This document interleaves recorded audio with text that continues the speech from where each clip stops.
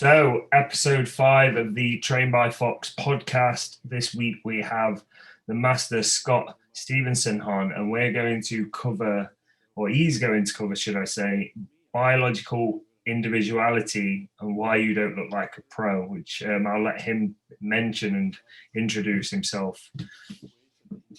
So, thank you, sir, for that. Thanks for having me on. Yeah, that's the title of a talk that I've given a few times now. That title always grabs everyone's attention because everyone wants to look like a pro, and not everyone does. And the bottom line of that talk, what I do is I go through the topic of biological individuality, so variability among individuals, across individuals in terms of responses to literally, there's not a thing that it doesn't really pertain to. We're all different to some degree. We're the same species by definition of species, meaning humans, Homo sapiens sapiens, what have you. But the variability is tremendous, and you can see this if you don't sort of believe this. If this doesn't make sense to you, like if you think, well, I should be able to do what Brandon Curry does and get a Brandon Curry like effect, let's say, simply go in the States. At least you can go to a mall and look around, and you'll see people who are rail thin, and you'll see people, especially in the States, who are morbidly obese. You can see this even among siblings. There's probably lots of listeners who have siblings who are very, very close genetically, and they will manifest differently. So it's sort of built into nature. There's some survival value in having a little bit of variability, such that if some imposing stress, and this is my armchair evolutionary biologist stepping forth, if there's some imposing stress from the environment that could potentially knock out some individuals, it's nice to have some variability so that other individuals who maybe or maybe have a little more body fat, so they're more resistant to starvation, would be around. And you see this natural selection at work when you compare, for instance, the Tohono O'odham tribe, which is they're called the Pima Indians in the research literature. They're actually located in Arizona, where I used to live. Pima County was the county in Tucson, Arizona, where I was. Oh.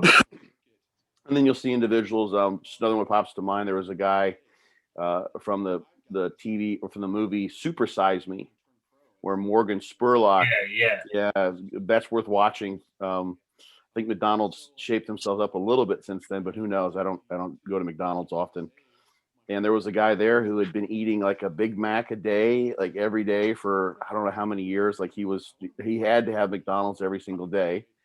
And naturally, he was balancing his caloric intake otherwise, but he was rail thin. You'd never guess the guy was a McDonald's frequenter, because those were his genetics for a whole slew of things: how he processed food, his metabolic rate, his natural activity levels, what have you.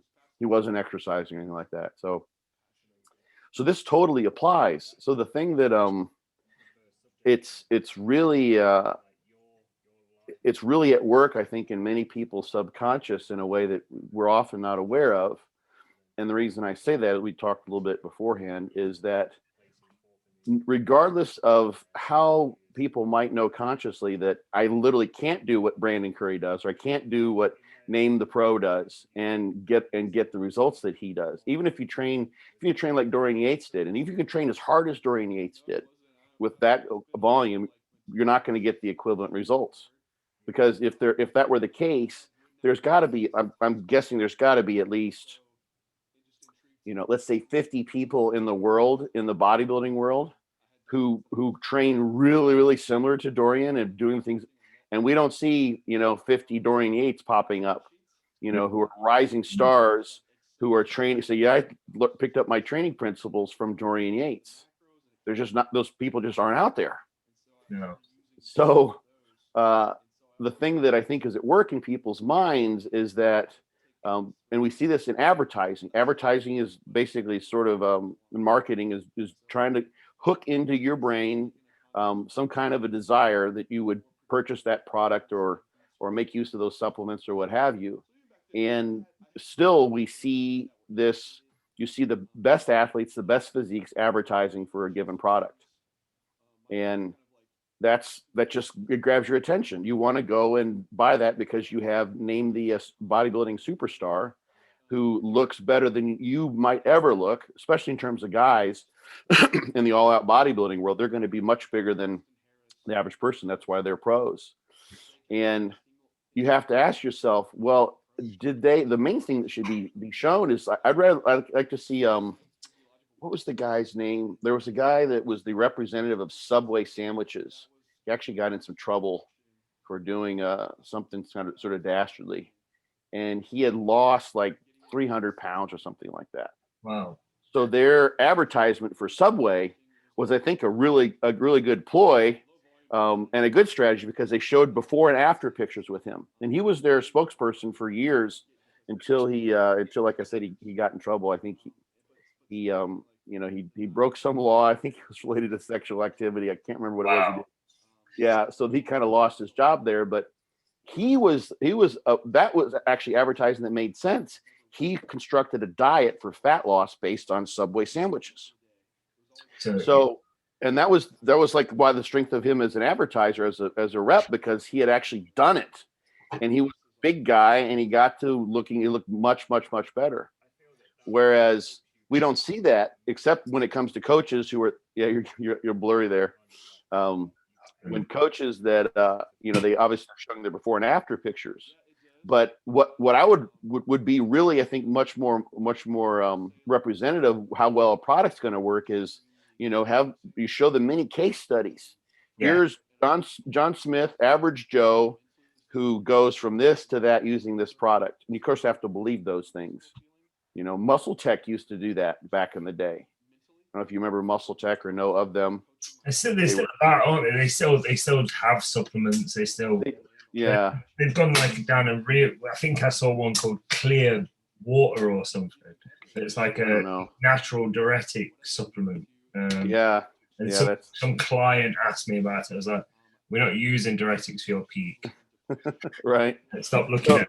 Yeah, I don't know, but they did that for a while, and that was, I think, effective. But nonetheless, the vast majority, I think, is you find people who are superstars. So, I mean, that to me, when I see that, I think to myself, that doesn't really mean much, to be honest, unless there's some storyline that goes along with that, where you have the documented evidence. So, getting back to the main point is that we have all this variability in individual responses, and the extent to which adaptations are brought on by a training regime or by a dietary strategy, how well you can lose fat loss. And to some degree, the science actually kind of perpetuates that narrow-minded vision of one size fits all. Not if you truly understand what the science is trying to do, but if you gloss over it. I think we're actually covering two topics that maybe we wanted to cover all in one now. Is the science will generally give you averages, and whether there's a significant statistical effect in a scientific study is a function of differences in the averages, just simplifying this, and the variability across individuals. So if you have a particular measurement, let's say, or a particular effect, you can get into effect sizes and all those sorts of things, but you have a particular effect where it's you have a lot of subjects, and it's not a very variable effect, so it happens consistently. That's going to end up being statistically significant, and you're going to see that in the abstract or if you read the paper. And that could be a 2% difference, let's say, if all of your data points are very, very tight and very close. Yeah. So that means that from a scientific perspective, we say we could sample again from this population of people as we defined it here, untrained subjects or highly trained subjects or women of this age range, what have you, and apply these same variables and expect the same type of effect. And it's significant, but because there's a probability level associated with that. Now, you might have another situation. Let's say you've got, you tested beta-alanine in one study and creatine in another study, or something very similar, or even two different studies sometimes. And you might actually find an average difference of 5%. But because there's so much variability there, some people are getting no effect. There may be actually backsliding in terms of whether it's body fat or performance, whatever your outcome measurement is. That variability Well, then tells the researchers, like, this is not something we can say with statistical significance is something that can be predicted to happen again, because it's so variable. Some people will have tremendous effects, some people have less impressive effects, or maybe even no effect, practically speaking, for those individuals. So science uses sort of the same verbiage. There was an effect, there wasn't an effect, for the averages. And that's based on the statistic probability, which is a function of changes in an absolute sense and the variability amongst all the people studied. So you look at those individual data points, and this is where I think things are getting better now, which is really pretty cool. You might find an average difference of 5%. There might be some people who had a 10 or 15% change, which could be tremendous. So let's say that's, fat-free mass or some estimate of muscle mass, like a 15% increase in cross-sectional area. That's tremendous. If you're measuring that with like an MRI, I've seen that before in subjects. For my dissertation, we used MRI to measure muscle cross-sectional area, and I was blinded in making the measurements, but there were individuals I just knew were making tremendous gains because I could just see the changes. It was just obvious, from a practitioner standpoint. It's like, oh my God, your quad is just growing like a weed. And of course, when I, after I did the measurements and broke the code, I'm like, okay, yeah, I can see, I know who this was. I knew it beforehand. Yeah. Not that I knew before and after, so it was totally blinded, but I knew who was making the gains. And when I actually broke it all down and put the data in a spreadsheet, I'm like, oop, that's exactly what I thought. Huge gains in that person because I saw it. So from an individual standpoint, that variability across people that's what matters. That's the bottom line. So if you're looking at the science and it's just showing you averages, if you're keen enough, you can look at the standard deviation, you can look at the standard error, which is another measurement of variability. It's basically highly related to standard deviation, just another mathematical way of expressing that relative to the number of subjects.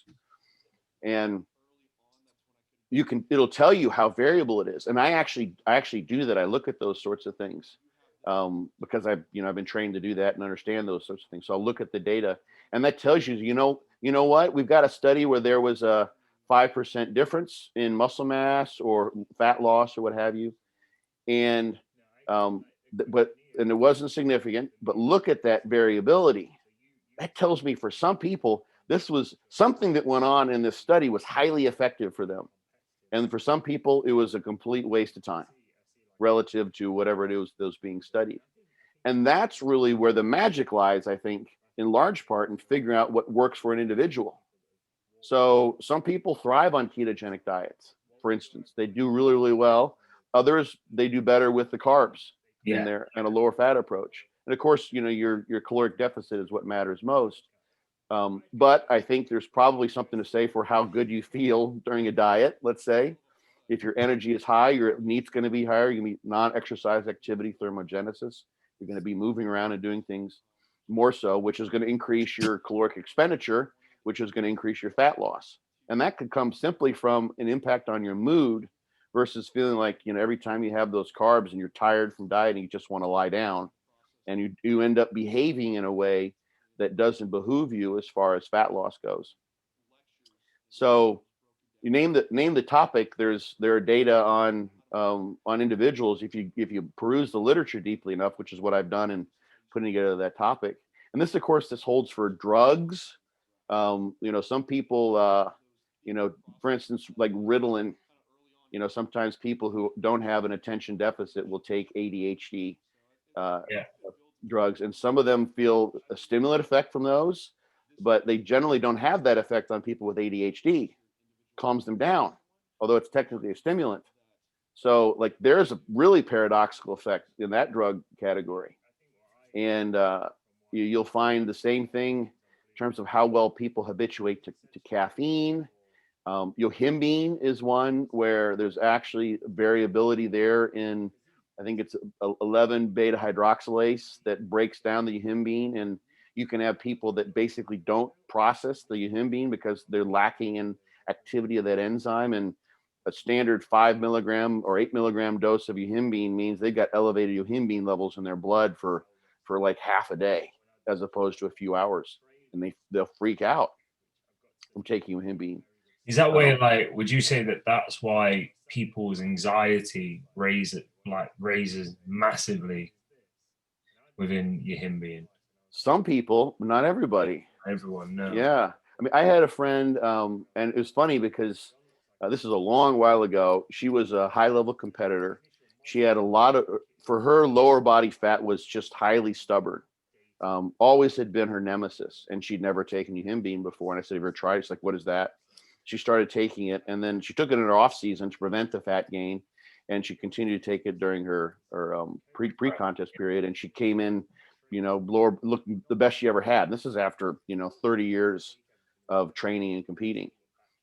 But she was an individual too, so she was highly responsive to it, and which was really great to see. But she could it didn't matter how much caffeine or what kind of stimulant she took, as far as she and I knew, she could drink that right before she went to bed, just go right to sleep. Yeah. Nothing, I'm similar to that. I don't know if that's something that I've just built up from kind of having far too much, like, and just getting rid of that, potentially trim my adrenal gland and it just what's in. But going back to the people being individuality, because when I kind of started training, at the time I was a plumber, and I'd be on a building site and I'd be working, and I'd be with, I'd have a 16-year-old apprentice, let's say, and then I'd have a 40-year-old guy that I'd probably go and speak to for advice. And I'd be going to the gym and beating myself up, and then I'd go to work and I'd be like, this guy eats donuts all day. Right. And kid eats his mum's pack up. And this kid's 16 and he's got guns the size of probably half of the gym. And this 40-year-old who sits on his arse and drinks a beer and watches a football has got legs bigger than my waist. Mm-hmm. Then I start speaking to him and I'm like, do you go to the gym? Like, no. I says, well, what sport do you play?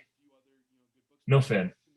And I'm like, wow, okay. And then they'll ask me and I'm like, well, my dad was 6'3" and basically obese, overweight. My mum was 5'4", and then I'm looking at, and then I'm start looking at like limb lengths and like the size of the length of my femur and all this, and I'm like, why?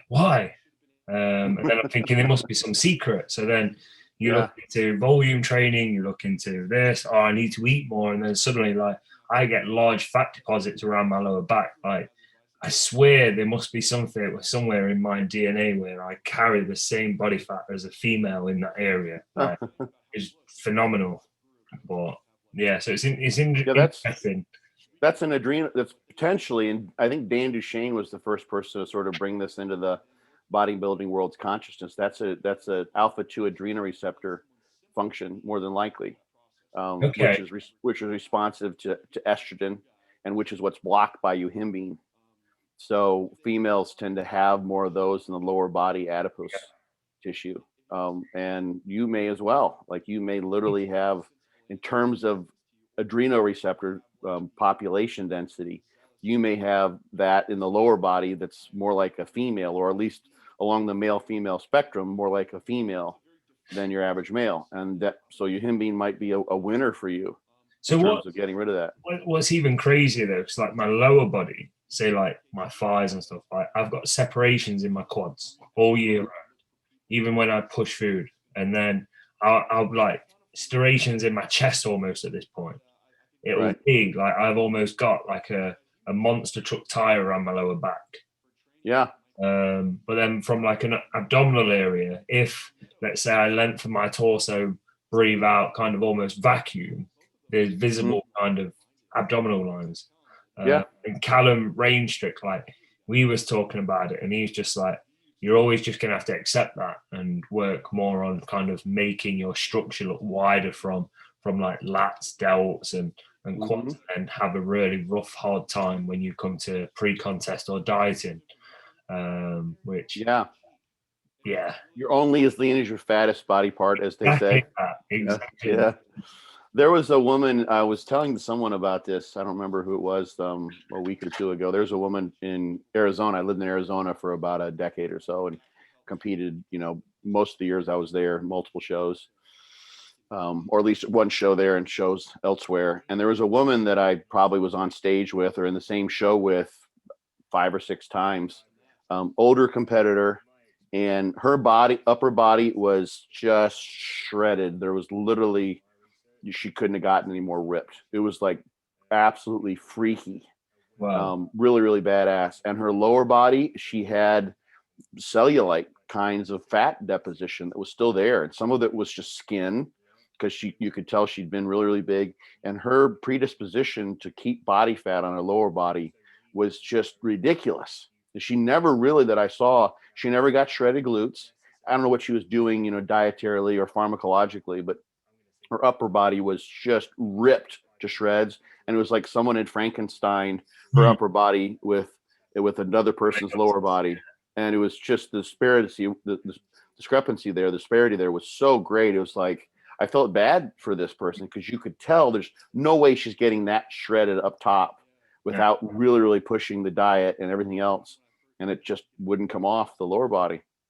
And it's just then the risk of losing so much tissue in that upper body. Like, yeah, you can't see, which is where like my first competition, I think that was where I got the largest issue with it, because the more and more I pulled down, it was like, I remember I looked at my 3-week out photo to my 1-week out, and it looks like I've just lost so much tissue. Like, I looked almost like an orphan in comparison. And I was like, wow. And then the second one, it was almost, and I placed well, but it was almost like you think, right, am I going to go on stage at 4 weeks out or 2 weeks out or whatever, or am I going to get on stage and potentially be dwarfed, like just hey ho. Yeah.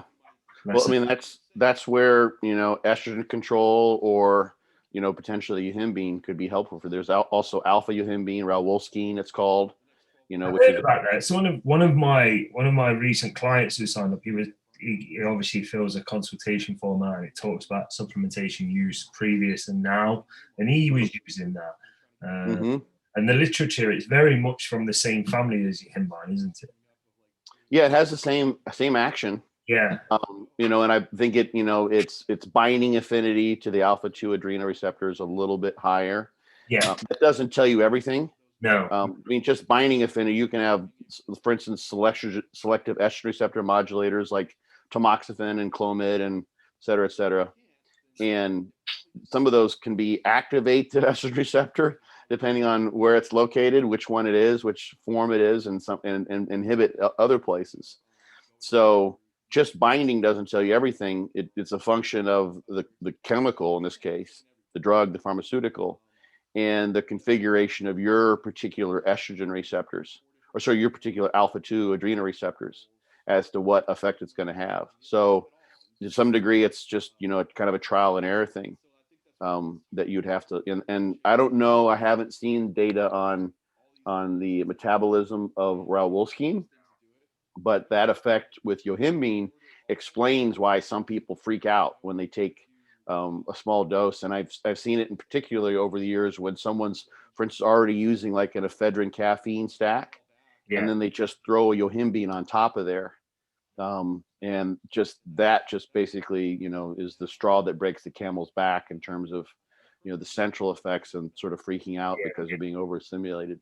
So yeah, that's the drug related side of, bodybuilding that, the enhanced guys can kind of play around with.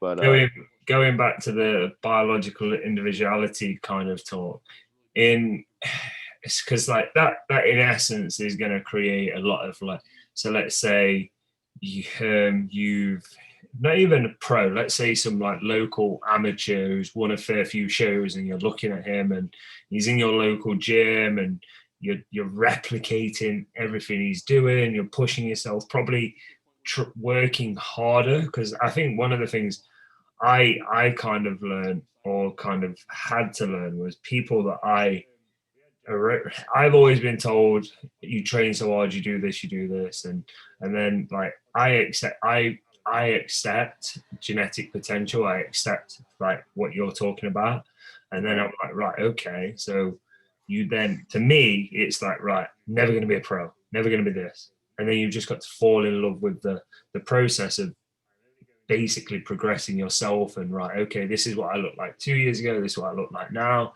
and blah, blah, blah. But if for anyone listening that is in that mindset that potentially is putting themselves down because they're doing X, Y, Z and not getting X, Y, Z result, Right.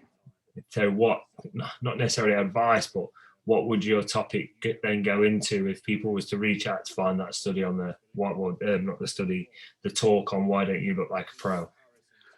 3 things come to mind. Actually, we'll talk about. There's actually a study that is one of my favorites that I probably can't mention it too many times. But the subtitle of that talk is why you're not in the NFL, why you're not playing in the NBA, why you're not a professional soccer player, why you're not a rocket scientist for NASA, why you're not a world-class concert pianist. Go through it. Yeah. All these things that people, they may not care about so much, and they fully accept. It's like, I'm 5'6". There's just, I'm not Spud Webb. I don't have a 40-inch vertical leap. I'm not going to be playing in the NBA, and it doesn't break their heart on a daily basis to know that that's not happening. So it's, if you can just recognize that that same genetic variability allows people to be outstanding in those endeavors, also applies to the bodybuilding world. You can kind of step aside. The main issue, I think, is that we're intimately connected. We take things personally because it is personal. It's our body.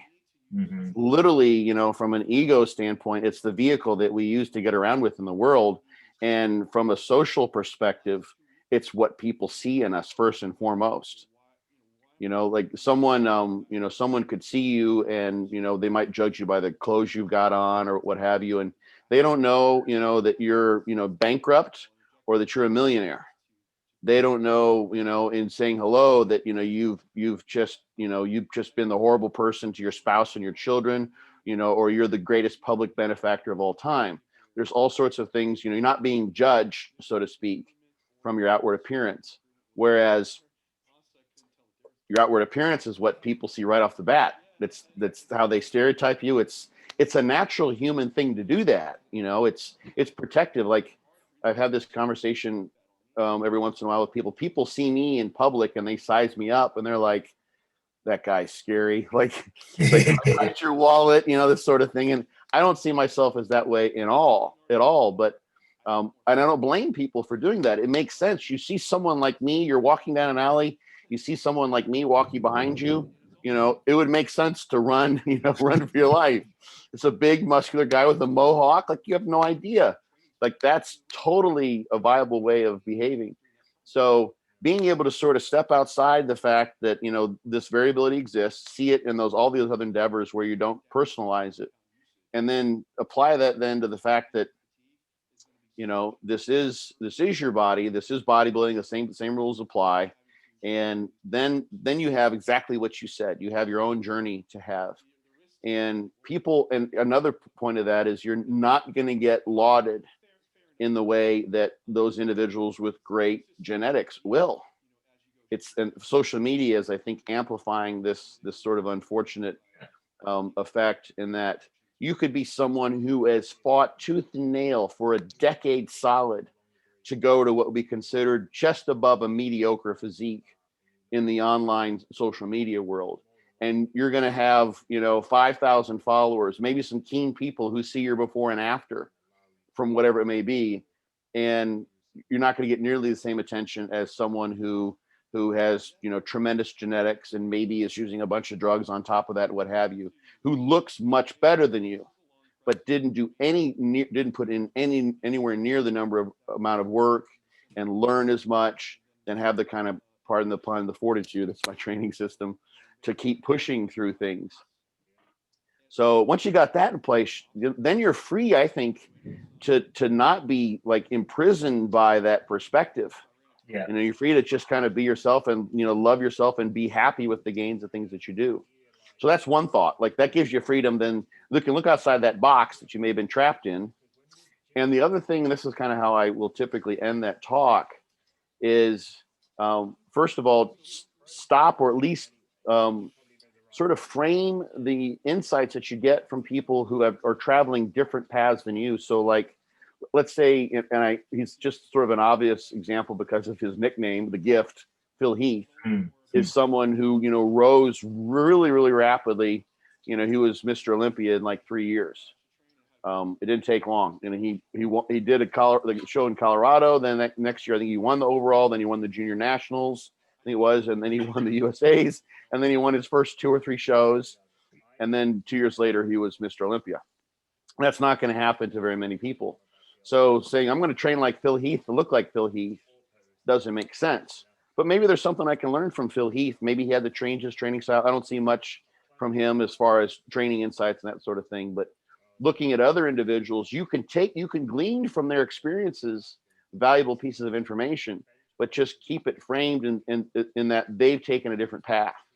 So the analogy I use is like, you may be someone who's if you want to get to the top of Mount Everest, you're going to have to climb. You're not even going to be able to hire a Sherpa. You can't afford a coach or what have you. You're just going to have to bare knuckle your way up there. And there may be, millionaires like, I just want to get to the top. They hire a helicopter and helicopter pilot, and they just fly up to the top, and it's like, so they get there and they take great pictures. They're up and down before you made it halfway up. But the advantage that you have in that way, at least the way I see it, is that the value that you derive from that pursuit is many-fold greater because of what you put into it, because of what you learn from that, So you probably maybe have seen this. I have many, many times over the years, guys who sort of burst into the bodybuilding scene, or they, I see them on discussion boards, what have you. Sometimes in the those who become pros, and they've got great genetics, and they just they don't value what they have because it didn't take much to get there. No. It just came easy to them. So there's sort of like this paradox in that, the things that you have to work harder for, which may not come easier to you, are the things that you value the most. So it's kind of a gift, I think, from the universe, so to speak, to have something that you really desire that you also have to work hard for, because then you cherish the thing you desire, which is a beautiful thing. I think that goes, like you said, I think that goes in everything, doesn't it? From bodybuilding to Mount Everest to, right, let's say, like when I used to PT, a lot of people used to say, oh, I need to pass a fitness test or a performance test to get into the army or the air thing. And I'd be like looking at it and I'd be like, you got a big job ahead of you, mate. You've got a very big job. Right. Looking around the rest of the gym and you're like, this guy over here, he could wake up tomorrow and join the army. Yeah. They wouldn't even need to do anything. And it's like, then you start, like, to me, I always try and delve into people's why. Like, well, why is this even important to you? So like they'll say, right, what's your vision? Now what's your why? Because if that's not big enough, there's no way you're going to do the daily tasks to progress in reaching that. There's not a chance. Yeah.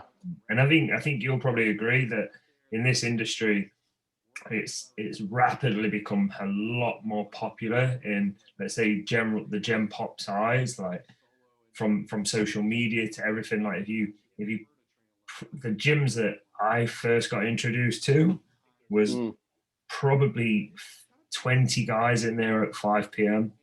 There's now probably 20 guys that are still going there from 10, 15 years ago.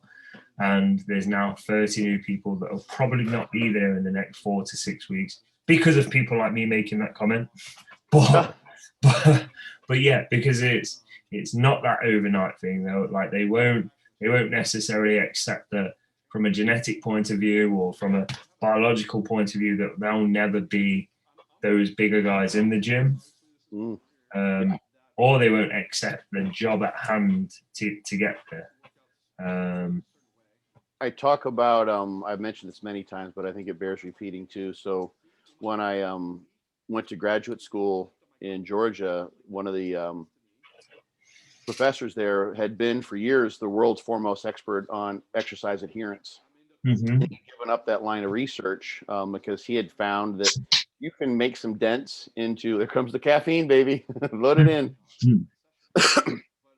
You can make dents into adherence you Yeah. know, with contracts and, you know, social support and spousal support and, you know, rewarding, external rewarding, that sort of thing. You bump it up a little bit, but in large part, we're creatures of immediate gratification as humans.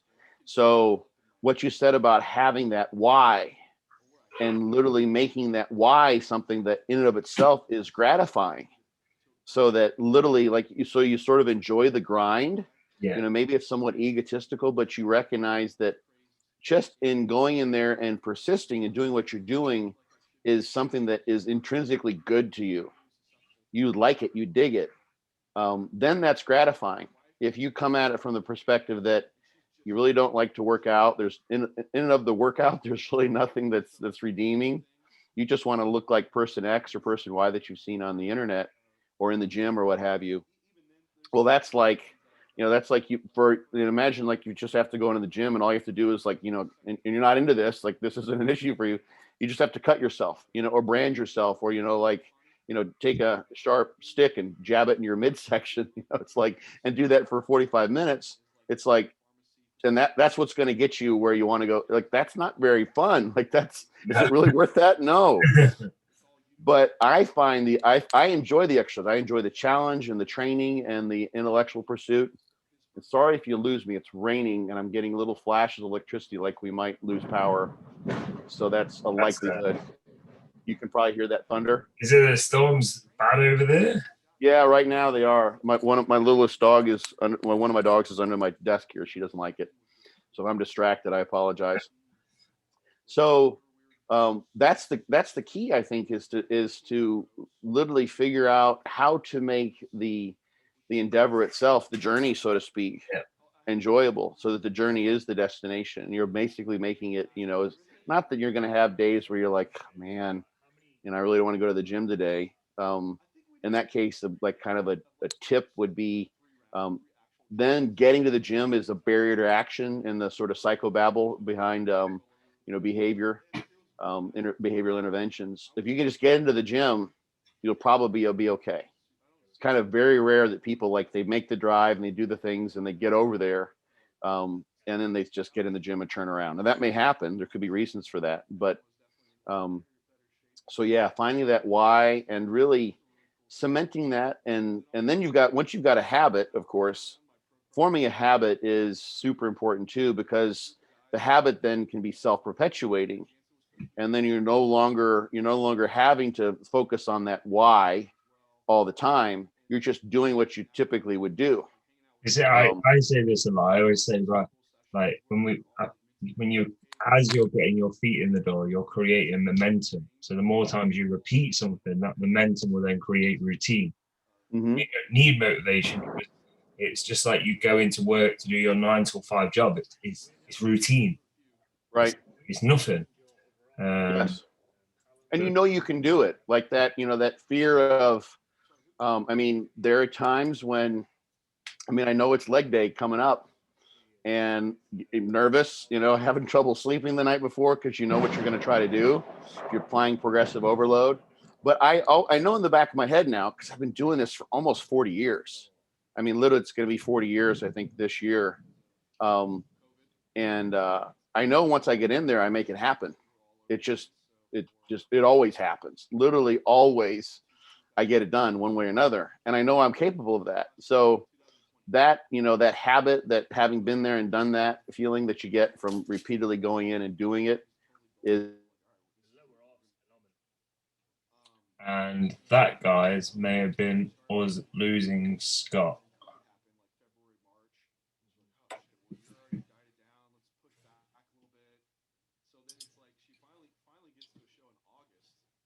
Maybe.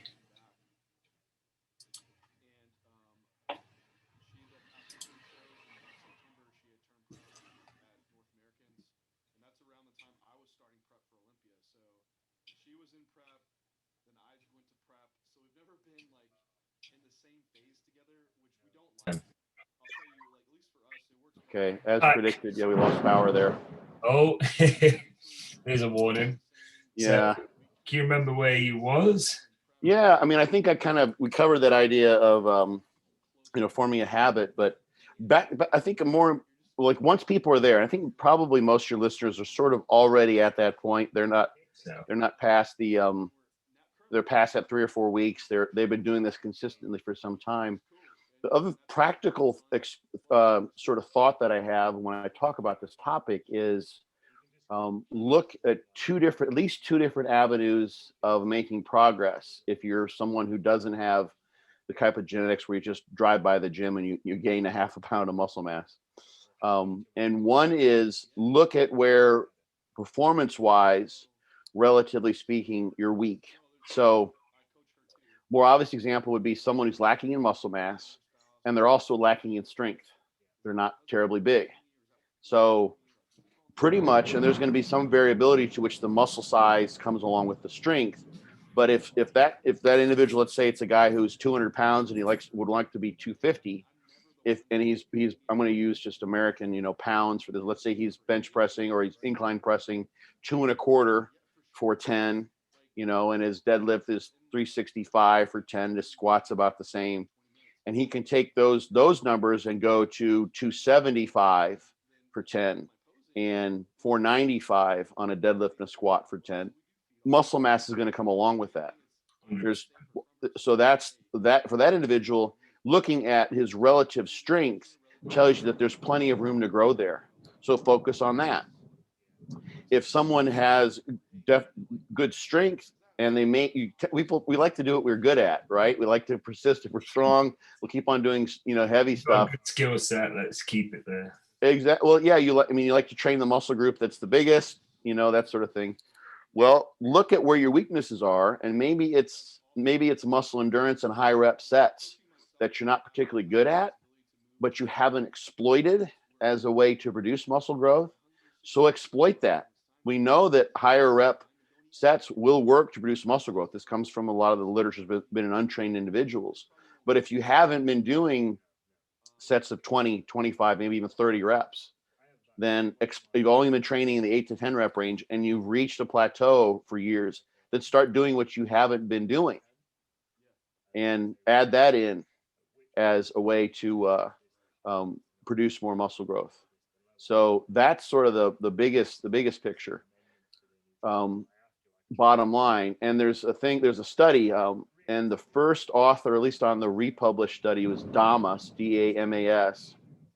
I can't remember which author was the first on the original study, but this original study looked at the effect of frequency of training, which actually also meant volume of training. And their conclusion was it didn't matter. On average, this harkens back to what we talked about initially. So they had a really unique experimental model. Each subject trained one leg 5 times a week, and it was 3 sets of 10 to failure. And the other leg trained either 2 or 3 times a week, and each training session was 3 sets of 10 to failure. So it was either people paid to do that. I don't have to go and look. I mean, I don't know. Yeah, pretty brutal, right? I have to go and see if they noted how much they compensated them. I could probably look it up, to be honest, real quickly.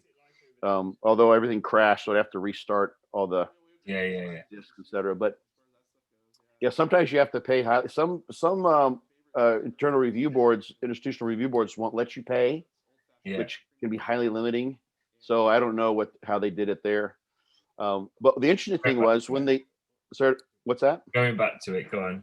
Yeah, sure. So when they published the original study, they were publishing the means and the variabilities, and they didn't find any difference in 5 versus 3 versus 2 times a week. So 15 versus 9 versus 6, pretty much the same. But what they did then is they looked at the individual responses because they found there's a lot of variability there.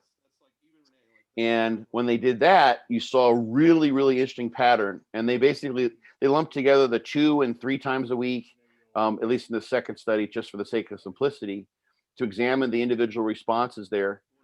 Those are pretty similar. It's, difference between 6 and 9 versus 15. And what they found was there were individuals who had tremendous muscle growth over, I think it was a 12-week study, regardless of whether they trained 5 times a week or 2 or 3 times a week. There are some that had piss poor adaptation over that same time period, regardless of which way they train. And there were some who did better on the 5 times a week and some who did better on the 2 or 3 times a week.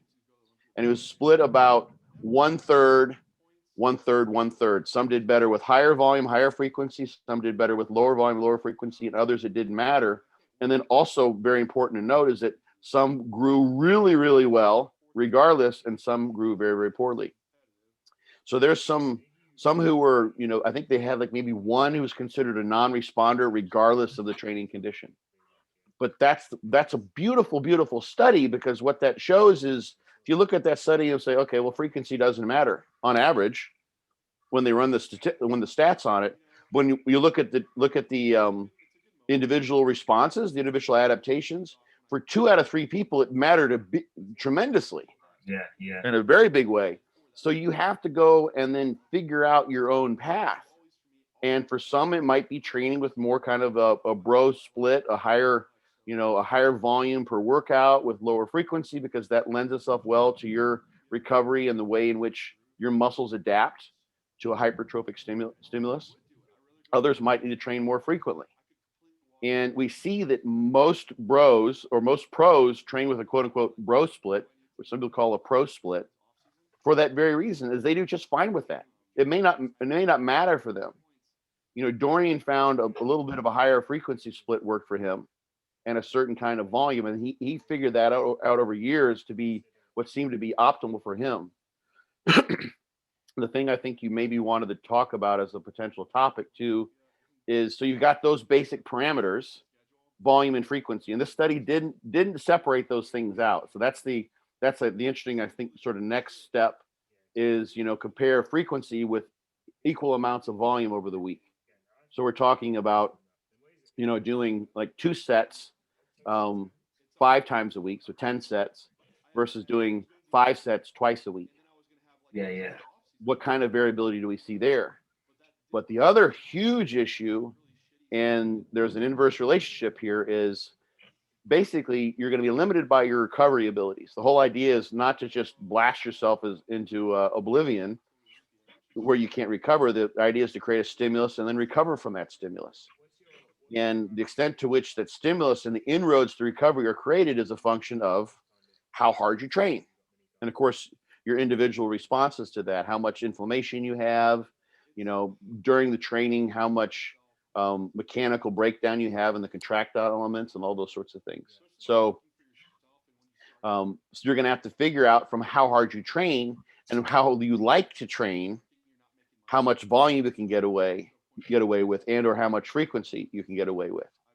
So, I'm someone who I've probably done more than I love to train, and I've done probably more than I should have for almost my entire training career, because I've been sore for 40 years pretty much, except for the time I've had off, which hasn't been very much. And other individuals don't get sore hardly at all. So that's going to limit things. I like to train. I like to push myself. Like you mentioned, Jordan Peters. Yeah. Jordan, I like to train like that. I find that intrinsically rewarding. Jordan loves that. Like he lives for that shit. Yeah. Yeah, absolutely. And that's, for me, that's the fun of it, and I've literally kind of broken my physique down in certain ways. Just, micro tears all over the place, because I love training that way. And it's okay. Those are just battle scars for me, I'm not going to win at Mr. Olympia. So go ahead. I think going back to the Jordan thing, I'd trained for maybe 5, I couldn't tell you, maybe 4 or 5 years, and I'd had like a few coaches, because every time and I'll admit this and I'll put my hands up, is I was always that guy that read into your results is 80% in the kitchen, 20% training, or whatever the quote and thing is. And then I'd had coach after coach, and not that this was a negative on them, it was mine, because I almost shadowed the training. I almost shadowed it, because the guys in the gym would tell me I train hard and all this. And I feel now, I look back and I think I trained like I was training for the army. Like I was fast, I was high volume, I was high repetitions. Like I'd probably push my first compound movement. And then I remember emailing Jordan, and I bought a training plan off him. And he's probably like a generic one he sends out for the same price. I remember it cost me £75. And I read it, and it was a push-pull leg split with 2 rotations, and it had rest pauses in, it had muscle rounds in, all different kind of intensifiers, so to speak.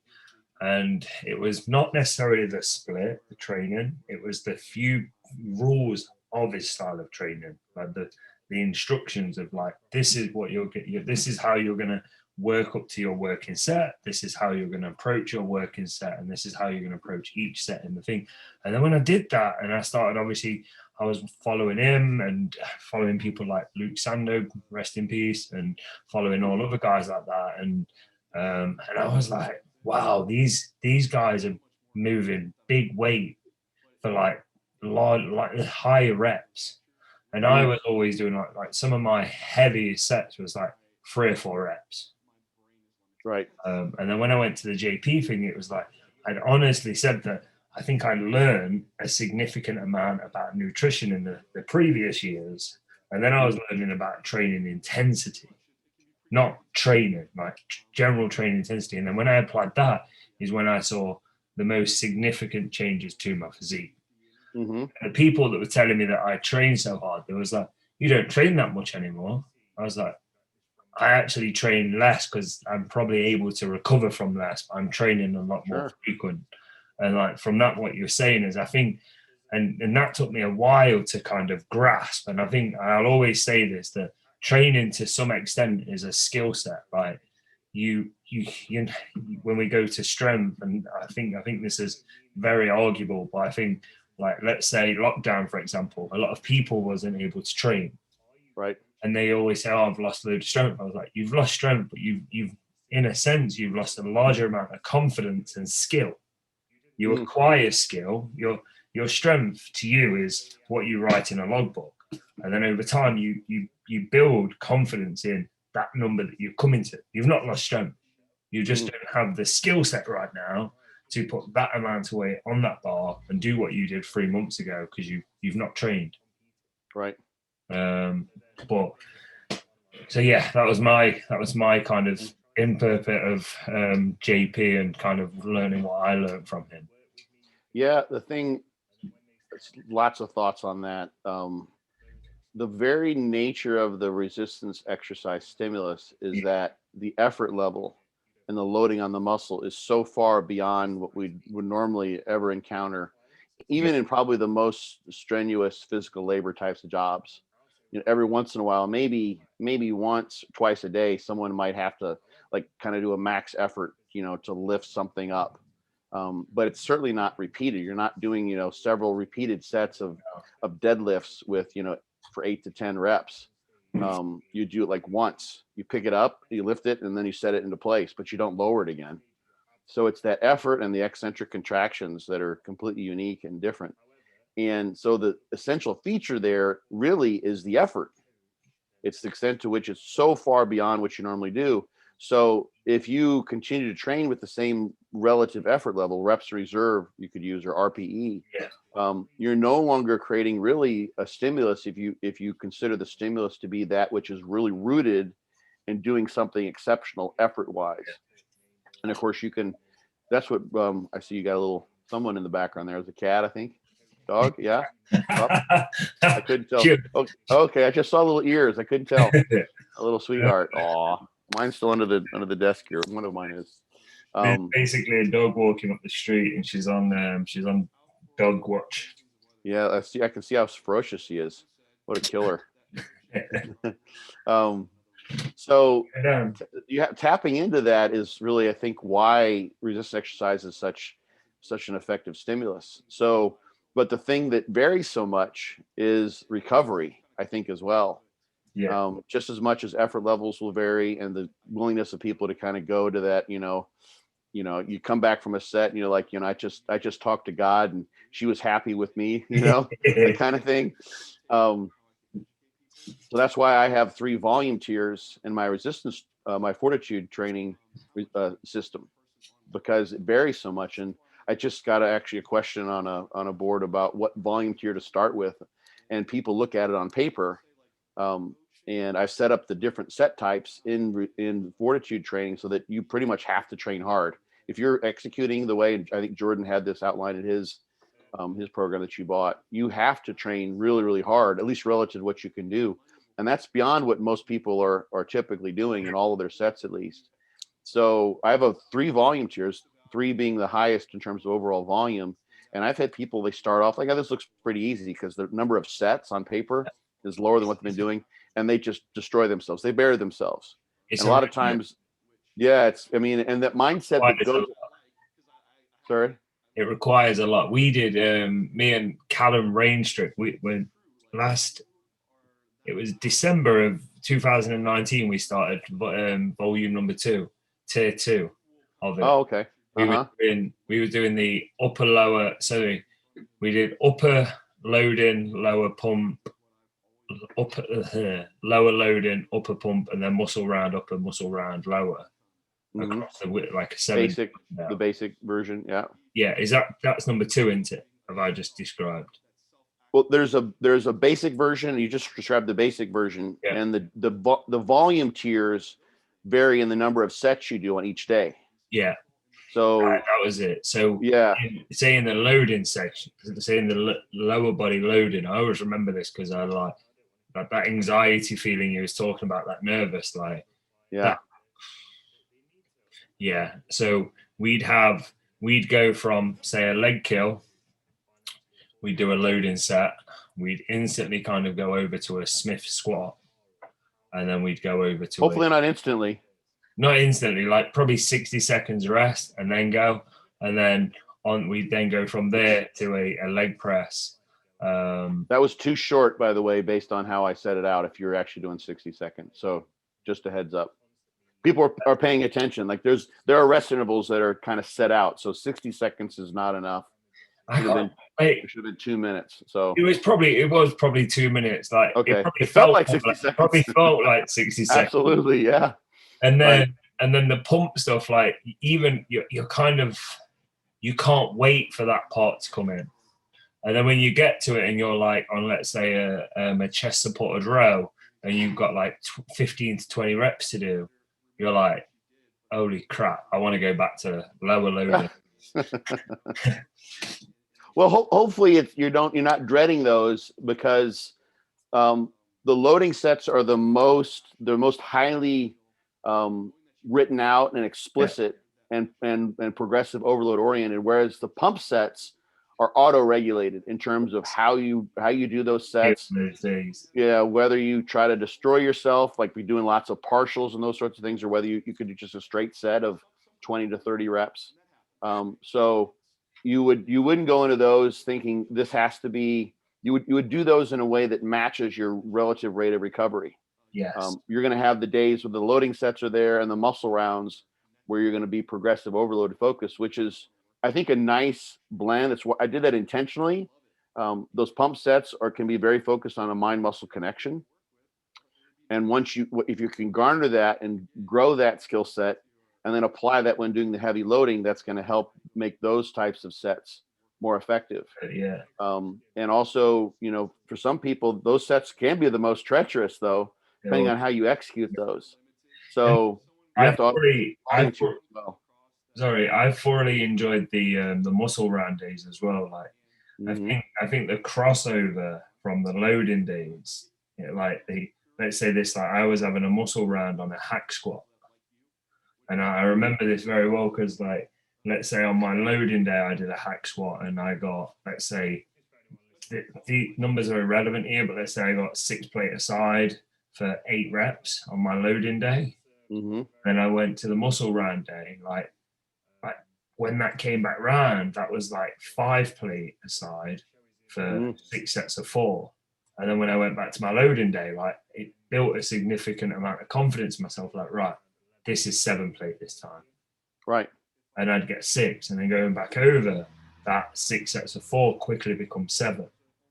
Mm-hmm. And obviously I reckon if I'd done that consistently for 3 or 4 months more, I'd probably then start having to micro load, because I would have hit probably my maximum. Oh, yeah. But initially I was like, wow, I'm like either hell of a strong, or my endurance to training and my stamina had improved from that level of thing. And it's still something like muscle rounds and that kind of approach, especially when it comes to writing client programs, there's a large amount I take from that Fortitude split and put into it, because people don't have 5 days a week to be able to train. Like a lot only have 3. So immediately, right, tier one, this is perfect. Mm-hmm. I have the Family Man plan is in there, and that was written for Paul Scarborough, who you probably know. He's been I know him. Yeah. And that was just because at that point he was going into retirement, so to speak. And he just wanted to be able to train 3 times a week. And that one, I know of a couple actual facilities, one of which I've done a seminar at, where they've just adopted that as like a standard Monday, Wednesday, Friday for your lifestyle client. Wow. Because it makes sense. You get just a heavy progressive overload. You get past that part, and then the pump sets are just fun. Just listen to your trainer. He or she tells you how to go through the set, what to do. So it's sort of mindless, which is why a lot of people hire trainers. So someone else will do the thinking for them to some degree.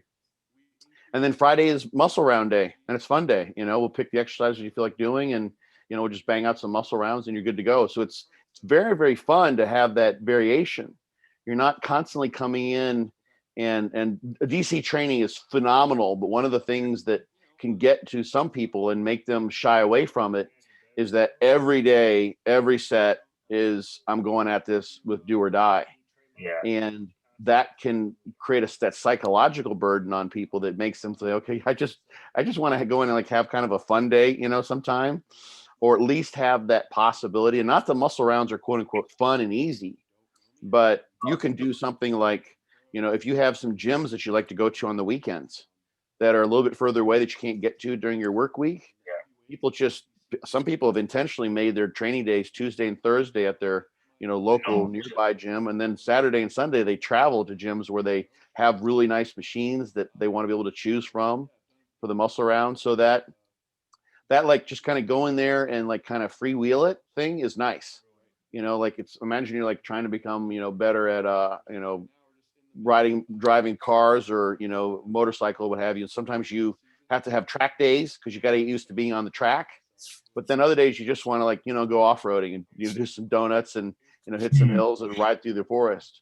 So you get to kind of freewheel it a little bit too. So this is all, I think, life is kind of a game. There should be some play to it at all times, and sometimes it's kind of fun to get serious, play chess where you're really digging in. And sometimes it's more fun to just hula hoop, just be silly and stupid. So you get a little bit of both. And people can, depending on their personality, like when Jordan did Fortitude Training, he preferred on those pump sets to just do straight sets with higher reps. And he actually wanted the progressive overload, those too, because that is just enjoyable to him. Yeah. Whereas some people, it's like, you know what, I'm going to do the loading sets and do the progressive overload, and the rest of it's going to be fun stuff. Sorry.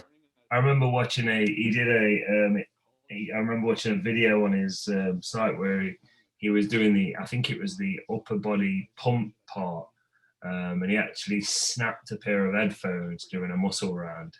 He literally finished his set, snapped them, threw them. Oh, really? I didn't see that. And I think I can't remember the comment. He says, and this is why.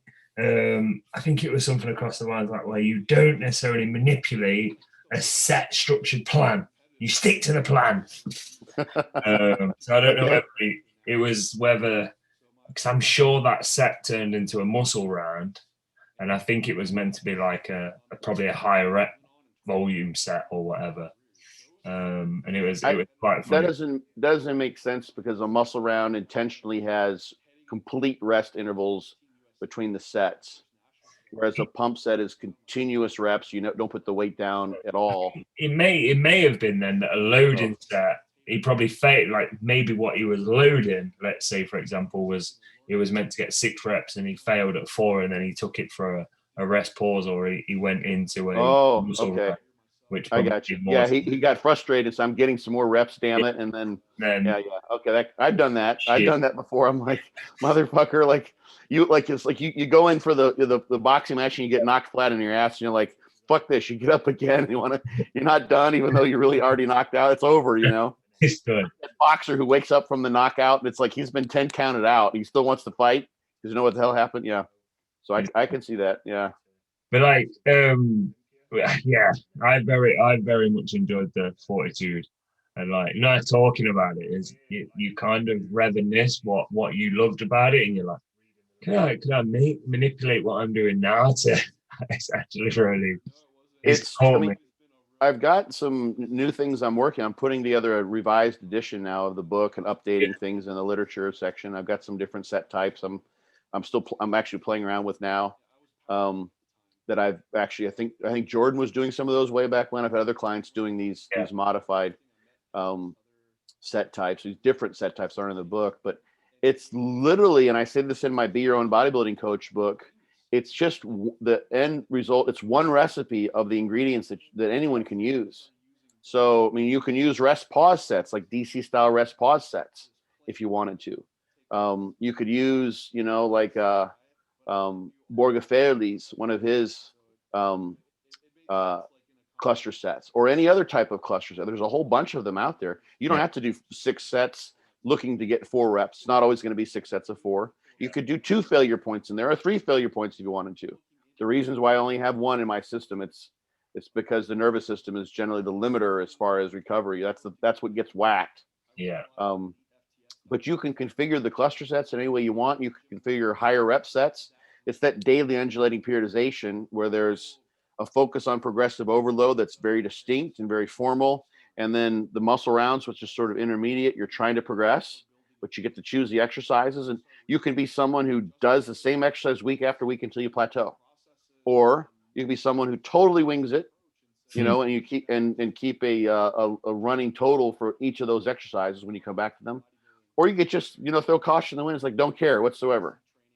So there's millions of ways you can combine those things and come up with your own system. You don't have to train 4 times a week.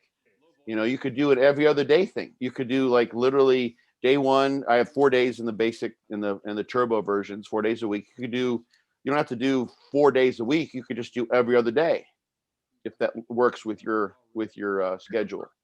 So there's a million ways you can put those pieces together and create your own, version of it. Yeah, Fox training, whatever it may be, right? When do you I put together I put together an ebook, only very short, and I called it the Intensity ebook, and it was basically going over like why intensity is key, why progressive overload is key, why this is, and the method of it is because I got a lot of people messaging me saying, do I do one-off training plans? And I don't, right?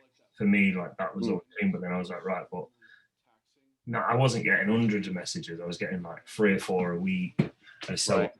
And then it was like, right, well, I want to put together a short ebook and it basically was explaining that also we don't train machines, we train muscles. Right. So as long as you understand exercise execution, then here's a ebook that is going to help guide you to creating your own training plan. So I worked it on like 2 rotations. You either got a 5 day a week rotation, or you've got a 4 day a week rotation. And then they had the, let's say, push, they had upper, lower, whatever. And then in exercise order of how I would probably do it, right, okay, so initially we're going to, on a push session, we're going to have kind of a isolation movement like a fly. Then you're going to have compound 1, compound 2. Then you're going to go into a shoulder compound 1, shoulder compound 2, arm compound, blah, blah, blah. And then in that, they click that and there'd be a link to a list of exercises that you could choose from. Nice. And it just helped them. And then they'd be, right, rep range is this. On this one, you're going to choose rep ranges here. If you don't want those rep ranges, here is intensify 1, here's intensify 2. Choose one. Do not combine such and such with such and such, because again, CNS is just going to beat you up, and before you know it, chronic stress is going to kick in, and your wife is probably going to leave you, and your kids are going to hate you, and before you know it, you've lost your job, and you're probably going to want to write your own ebook as to why not to do in this. That's a terrible outlook, but yeah, I get what you're saying. It's awful. There's the thing that's interesting about what you're sort of saying there. And I say this not to criticize anyone in particular, but I think there is sort of an inverse relationship between the extent to which people want the sort of one-offs type of training programs, or they want to be told what to do. Yeah. And their resistance to what really the magic behind all of this is that there's multiple ways to get to having a large amount of muscle mass, but you have to think about what you're doing along the way. So figure out whether being weak is an obvious indicator that getting stronger is going to mean more muscle mass for you, and applying that progressive overload. There's really, I mean, if someone told you, that your life and the life of all your family members depended upon you putting on, I don't know, let's say 30 pounds of muscle mass in 3 years, but all you could do were straight sets, and all you had was a barbell and a bench and a rack, you'd make it happen. Yeah. Literally, you would just get as strong as you possibly could on basic lifts. Basics, and eat like, it's no one's business. And that would, I mean, a buddy of mine from way back when used to call it dog training. It's like, eat like a dog, sleep like a dog, and train like an animal. And you just go in there and just get brutally strong. And literally, I think I have a post I just put up a week or so ago, I think, on Instagram, and it was just, I call it the cart and the horse. And sometimes we get the cart in front of the horse, and the cart are all those important and valuable training methodology manipulations. What volume tier you might be using, or how much you're doing, and what kind of intensifiers you're using, and all those bits and pieces, which keep things interesting, which is super important because that keeps motivation high. But the end all be all really is your effort level and your willingness to keep pushing and moving forward to some degree. And most people the limitation there is really how much effort they're willing to put into the gym, and how much effort they're willing to put in terms of force feeding, which, isn't the healthiest thing to do, but that's kind of what it comes down to bodybuilding wise. And there are people who are not going to be able to do this, almost no matter what. But if you can force yourself to eat enough to put on, 10, 12, 15 pounds of weight in the course of a year, and do that, consistently, given the law of diminishing returns is going to come at you eventually over the next, 3 or 4 years, and you put on 40 pounds of body weight, but you have to put on the body weight that's going to have to happen. And, as sort of an aside, I get questions all the time from people who've been training for 3 or 4 years. You probably get these too. Probably get these more than the one-off training. Is, I've been training for 4 years, and I'm eating this, that, and the other, and they think they got their macros down in the right amount, and they're doing this split that seems to work great for them, and et cetera, and they want to bring up their arms. And the first question I mostly ask, because a lot of those things are on point, is like, how much weight have you gained in the last year? It's like they've been training for 4 years and they've gained 1 pound in the last year. So they're past newbie gains. Yeah. They're not going to be able to bring up anything unless especially if their arms, for instance, or whatever they're asking about, is a weak muscle group. It's the one that's least responsive to simply upping the training stimulus. You're going to have to get bigger everywhere, and you're probably going to just end up being a larger version of yourself. This is what Dante Trudell used to always say is, if you're someone who's got relatively weak chest and weak calves or whatever it may be, first and foremost, eat yourself up into a much larger version of who you are. Those weak muscle groups are going to some degree, not always, remain weak muscle groups. You can do lots of tweaks with training to bring things up. Back is a great example where people don't really know how to train. They can't see it. Feels weird to train back, and they can bring that up. But just get big. If you train you've added 2 or 3 inches to your arms in the first 4 years of training, let's say, and you weigh 190 pounds and you want to get 20-inch arms, and you're gaining 1 pound of body weight a year, it's just not going to happen. You can blast your arms any which way you want, high volume, low volume, drop sets, what have you. You're not going to gain much muscle mass there. Now you take that 190 pounder and bring him to 220. You're going to get muscle everywhere. And now you're going to get an inch on your arms, perhaps. So like Marcus Rule is an example, he had his triceps were just naturally weak. So, to some degree, there are limitations there with everyone. And there's people that just are going to have stubborn muscle groups no matter how big they get. But Marcus Rule's triceps were friggin' gigantic. It's just that everything else about him was just beyond gigantic, was superhuman. So relatively speaking, they were smaller. I guarantee they grew from the start of his training to his peak. Say it again. In proportion to everything else, it was still his weak body part. Exactly. And the thing, and one last thought on it, the thing I think that people sort of underestimate is that, they're looking at themselves like, I want to have like, Chris Bumstead like proportions where everything's just perfect, you're like the Steve Reeves, like your neck size, the size of your arms, the size of your calves, or what have you, those ideal proportions. And that's great. Like you get that. Like if you look like that, and if you've got those beautiful symmetry and bone structure, 160 pounds, it makes you look 185 pounds. But if you take someone who doesn't have that, and let's say you're like, what, my arms aren't growing anymore, I'm going to take myself from 190 to 220. Now you're big. Now you're just big. And if you want an impressive physique, you're big. You may have, you come across someone on the street and the average person looks at them. If that's sort of what your goal is, you just want to have an impressive physique that makes sure people know that you lift. Like, do you even lift is not even a question remotely crossing their mind. They're not going to look at you and say, that guy's, 225 and he's like, single percentage body fat, but I bet he's only got 18.5-inch arms. He's just a big dude. Those weaknesses don't look so weak when the overall physique is impressive. It's impressive. And like Callum, going back to Callum, he's massively brought his arms up, and he's just increased the frequency and so on. But that comes also at like, and I'll say this, like when we've trained arms, he takes his bicep curls to the same place that he'd take his barbell squat. Yeah, and that's also a thing. Like, absolutely, doing bicep curls bores the living fucking daylights. Like doing all of this and triceps bores the shit out of me.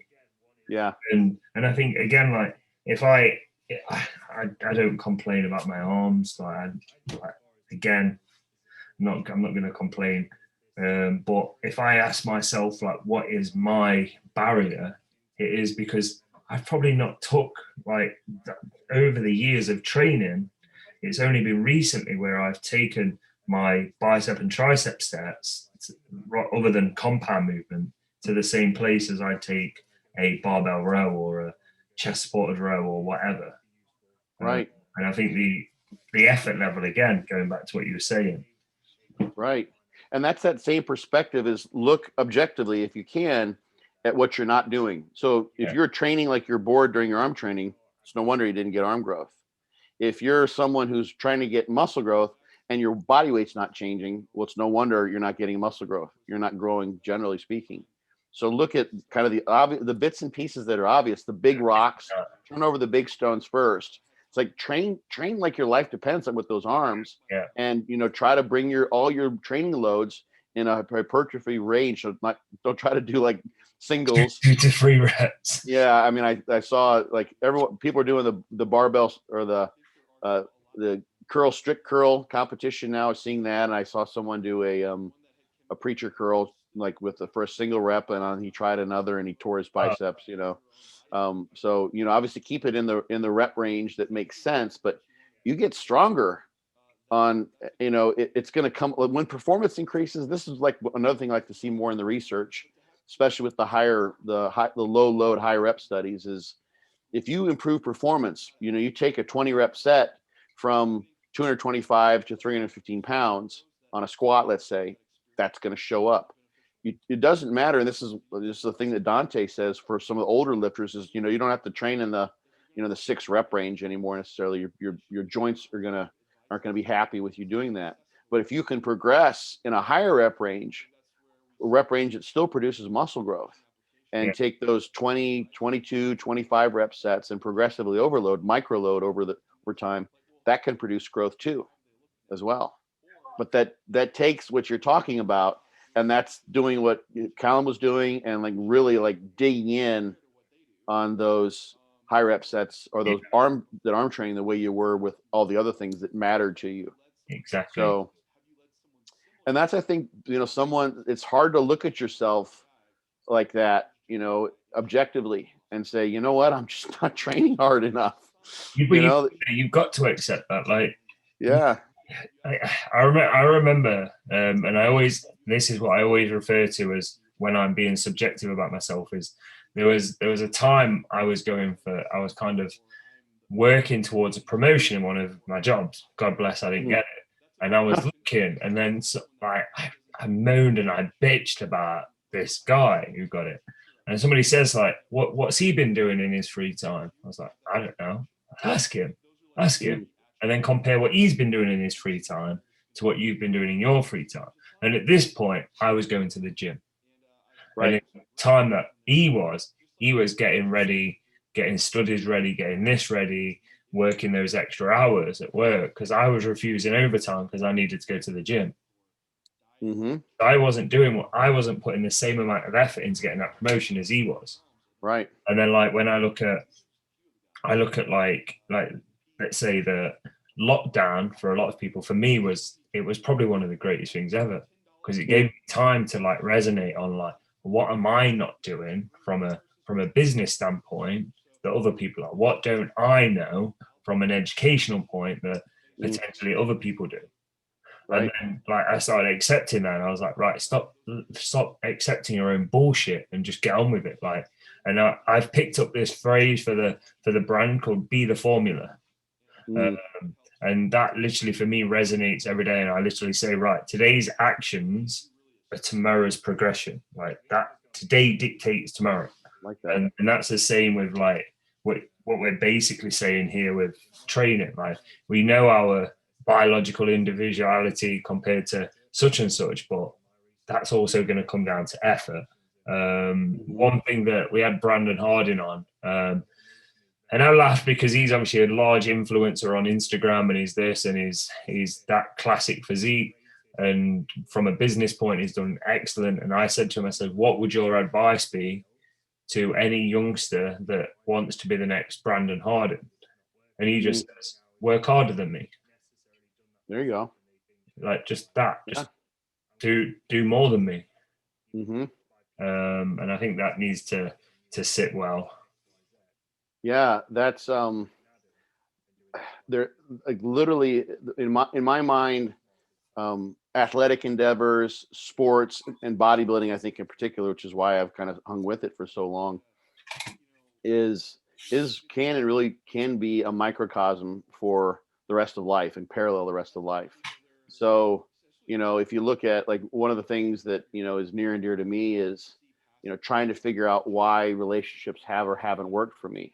Yeah. And like one of the things that I have to recognize all the time is that I'm the common factor in all those relationships, right? So I was out there dancing the tango, even if the other person was stepping on my feet, so you might want to blame it on someone else, when in reality, taking ownership of what you're doing is really, that's what it comes down to.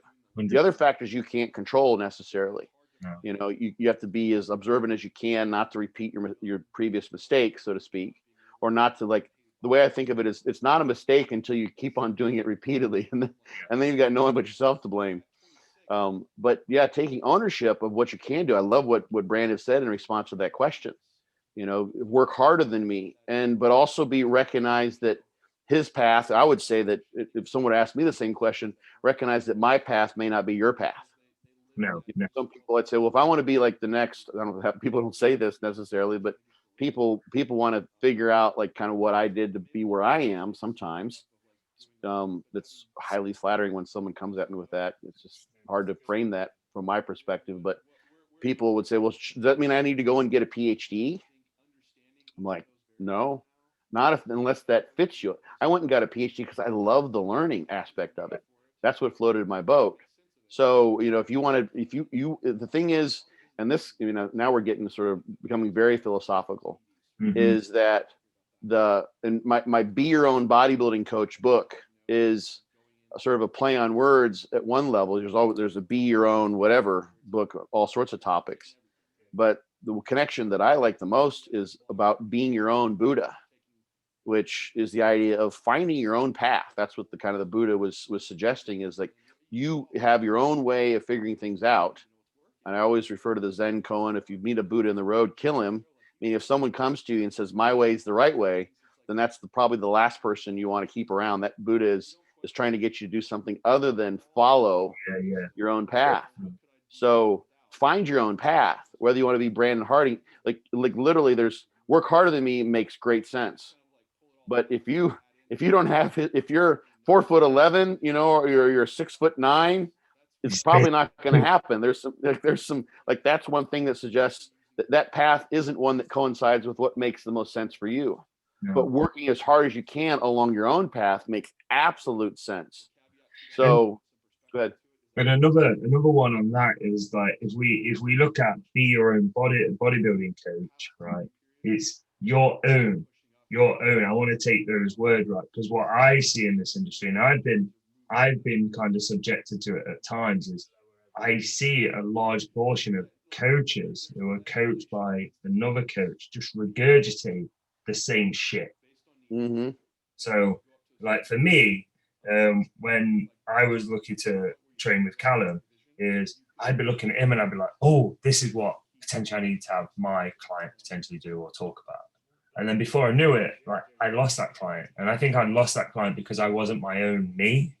Mm-hmm. I was basically thinking, and I see this as, I see like I go on Instagram and I see such and such post about this, and I click that person's profile and I see that person's coach probably in their bio.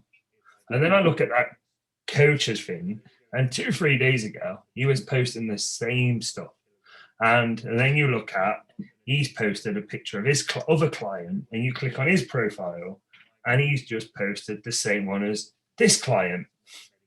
And now you've got this family tree, and this guy is at the very top that's coaching this family of clients that a large percentage of them are now coaches, but they're just basically kind of like sperm off of this guy.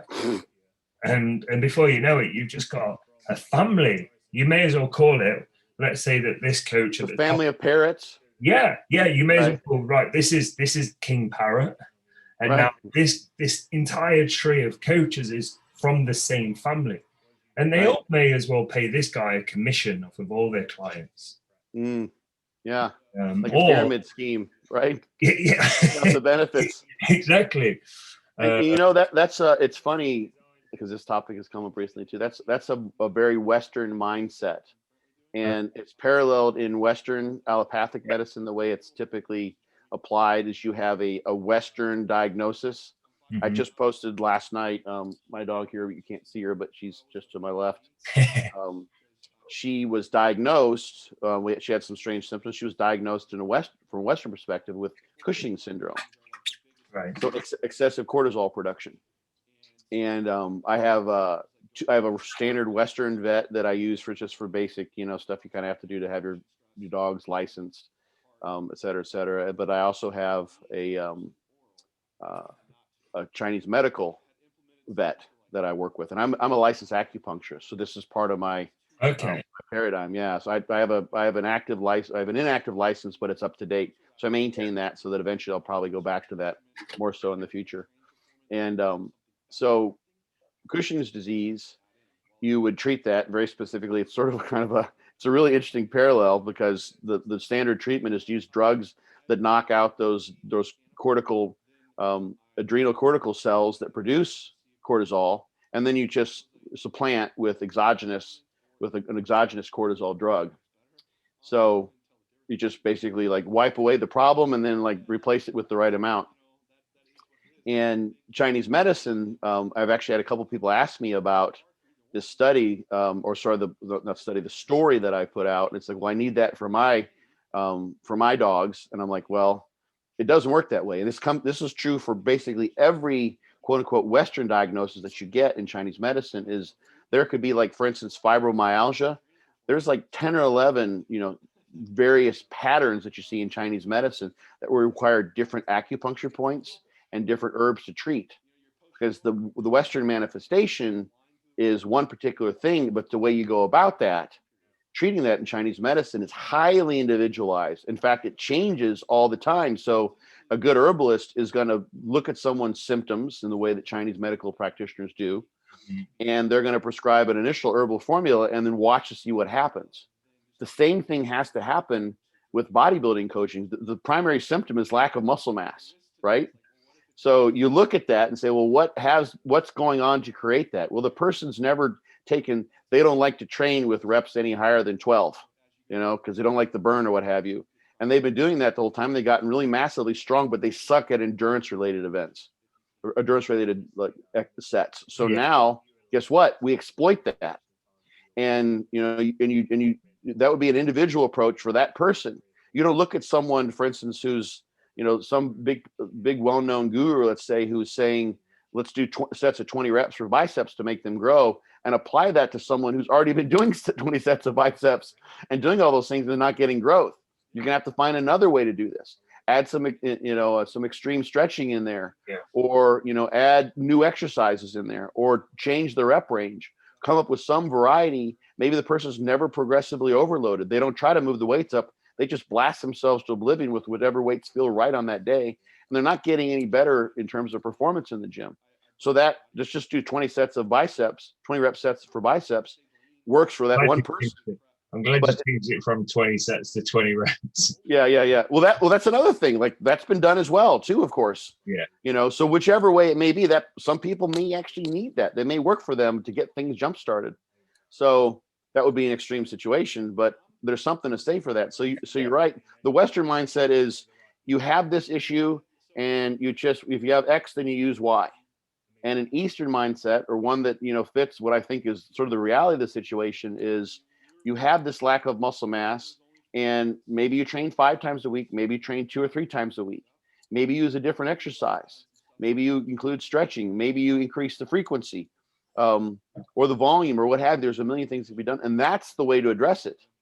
It's got to be highly individualized. Yeah. And that's what I think is missing, and that requires that honesty to step back and say, what haven't I been doing? How am I just beating my head against the wall? And I don't know where I've looked to see who is the originator of this quote, but the definition of insanity is doing the same thing over and over again, expecting a different result, right? Are you insane? Are you really think you can keep doing that and it's going to eventually work for you? Like, it's been 3 years and it ain't happening. Well, Ronnie does it. It's like, okay, are you Ronnie? Do you look like Ronnie? Can you train like Ronnie? No, you're not Ronnie. So that's probably not going to work for you, at least given the last 3 years of experience. Yeah. So that perspective, and it's unfortunate because you are going to have some, if it's a good approach that, for instance, generally people don't take, that's unique, that original, the top parrot in our parrot tree says, then it's going to work for many people. And then, of course, what happens is we have, selection bias, and we want to avoid cognitive dissonance. So let's say that works for 50% of the people, because many people fall into the category where that would work. Yeah.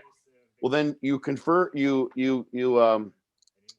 bias by seeing it work there, and the other people who it doesn't work for, it's like, whatever. They were something weird. They didn't actually do it or whatever. Yeah. And then you post the positive results, and then the situation perpetuates itself. So we're not really seeing an unbiased sample of the results from whatever that strategy might be. And that's the thing, and science will cover that up sometimes. It may be that you may have a randomly sampled group of individuals, but if you're just expressing the results as means, you're missing out on the individual results, which can be very applicable. So those studies where they show the individual data points, or they show the variability, that tells me you can actually figure out, if you assume there's a normal kind of bell curve distribution amongst subjects, you can figure out from those standard deviation bars or measurements that they give, how many people, and from the numbers actually, how many people on average would have had extraordinary results and would have had very, very poor results. This didn't make any difference on average. It was 3% difference, but those standard deviation bars are gigantic. This tells me of the 20 subjects in that group, there would have been 4 or 5 who had tremendous results. So there may be something in that approach. That may very well be. So, and the opposite goes, there may be some people that it's not going to work for at all. On average, it's not going to work, but there are those who produce no growth, those who produce maybe something that's of practical significance. 3% might be huge. The example I use is imagine world-class sprinters running the 100-meter dash. 3% improvement is going to be like 0.3 seconds. You're talking about in the Olympics running for a gold medal, that might be the difference between 5th and 2nd. So you got to look at it from all those perspectives. And I think I try to extend that idea to people in hopes that it will help them. But it's kind of like sometimes you're peeing in the wind, because you've got all the cultural and social influences that make us want to look to those with the best physiques, make us want to look to confirm our biases, and believe obviously the person who's had the most success. If name the guru says this is the way to go, like, who are you to argue against that person?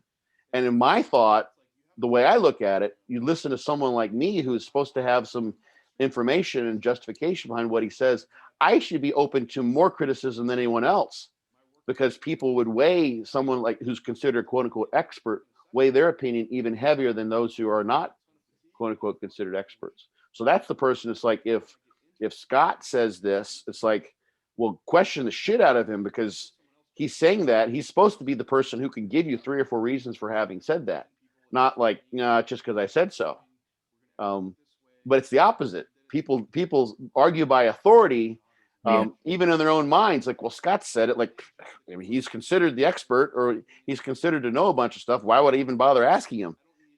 And sometimes that even extends beyond areas of expertise, and that's the scariest part, when someone's a physician, a doctor, an MD, and people are like, well, I'm gonna take his advice on stock investments. It's like, that's not his area. He's probably smart, but you don't know if he knows anything about that, right?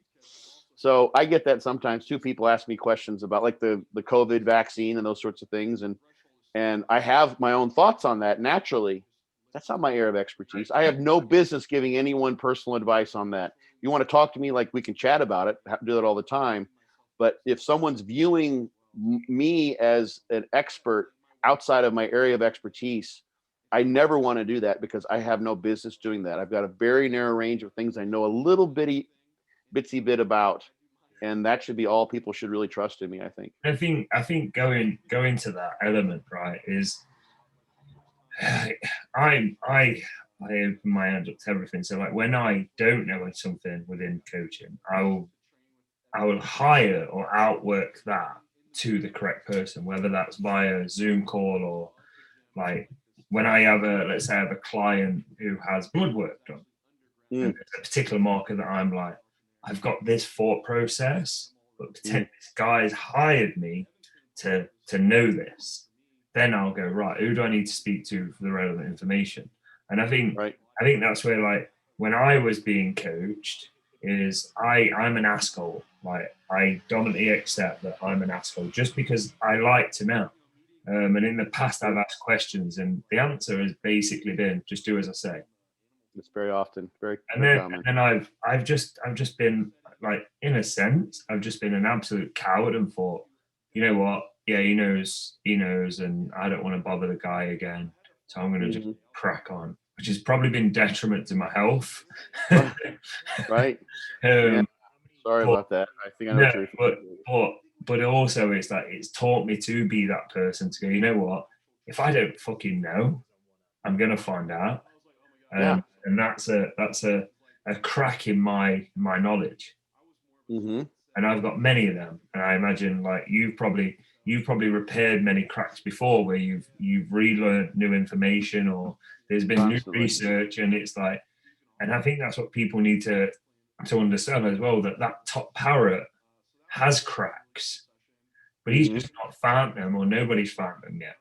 But just don't take anything as gospel. Like, take it, and then if that's particularly, let's say that requires you risking a certain factor in your life, then do your own work, because we need to take ownership. And that I keep going over that, because effort, ownership, that's where you'll acquire the result. Absolutely. That's a nice equation. But that's not an equation that you very see rare. Like, I've had equals O equals R. They do. And I think when when you start seeing, like looking at the people that are successful, there's one thing that they do is they take ownership of their bullshit. Mm-hmm. And they don't allow that bullshit to repeat. Like you just says, if something's not worked for you for 3 years, I hold my hand up. There's been loads of things that's not worked for me, but because I enjoy it, I don't give a shit. I literally think I like a progressive overload. Now I'm going to implement that into no matter what system.